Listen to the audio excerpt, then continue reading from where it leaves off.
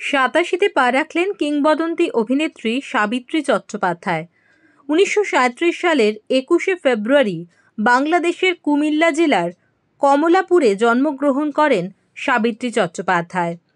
বাবা শশধর চট্টোপাধ্যায় ছিলেন রেলের স্টেশন মাস্টার। তারা ছিলেন 10 জন বোন।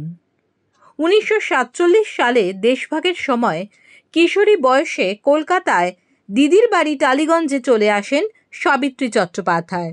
তারপর টালিগঞ্জেই তাঁর বেড়ে ওঠা। নতুন জায়গায় এসে এতজনের সংসার চালানো সম্ভব ছিল না তাঁর বাবার পক্ষে। তাই কিশোরী বয়সেই অভিনয় জগতে পা রাখেন অভিনেত্রী। তার প্রথম ছবি ছিল পাশের বাড়ি। সেই ছবিতে পারিশ্রমিক পেয়েছিলেন 200 টাকা।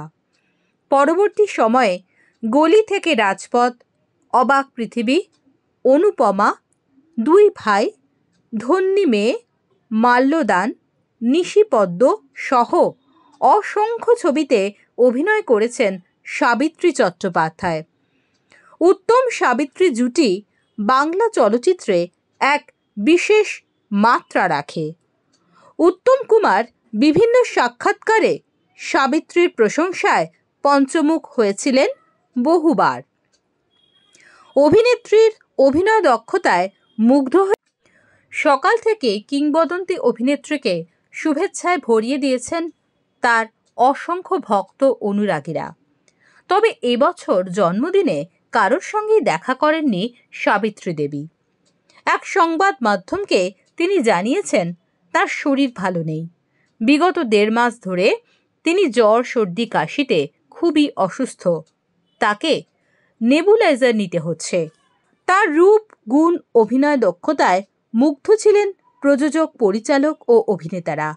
তাহলে কেন সারা জীবন অবিবাহিত রয়ে গেলেন অভিনেত্রী? তার উত্তর, যারই প্রেমে পড়ি তারই বউ আছে, তাই নতুন করে কারোর সংসার ভাঙতে চায়নি। সেই কারণেই তিনি বিয়ে করেননি। মহানায়ক উত্তম কুমারের সঙ্গে সাবিত্রী চট্টোপাধ্যায়ের সম্পর্কের গুঞ্জন শোনা গেলেও বাস্তবে সেই সম্পর্ককে শ্রদ্ধা, আনুগত্য ও আন্তরিকতার এক বর্ণময় রূপ বলে বর্ণনা করেছিলেন সাবিত্রী চট্টোপাধ্যায়। শারীরিক কারণে খুব বেশি অভিনয় করতে পারছেন না এখন সাবিত্রী দেবী।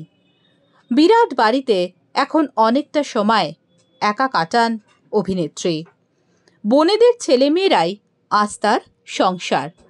প্রত্যেকে নিজ নিজ কাজে ব্যস্ত হলেও সাবিত্রী মাসির প্রতি তারা প্রত্যেকেই যথেষ্ট দায়িত্বপরায়ণ।